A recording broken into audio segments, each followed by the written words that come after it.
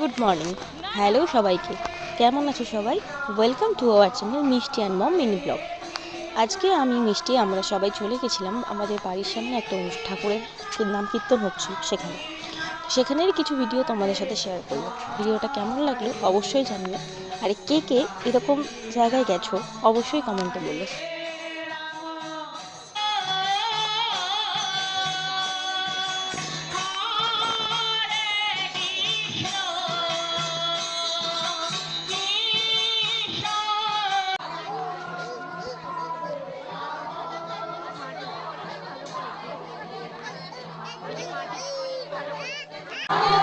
দেখেছি কোথায় এসছি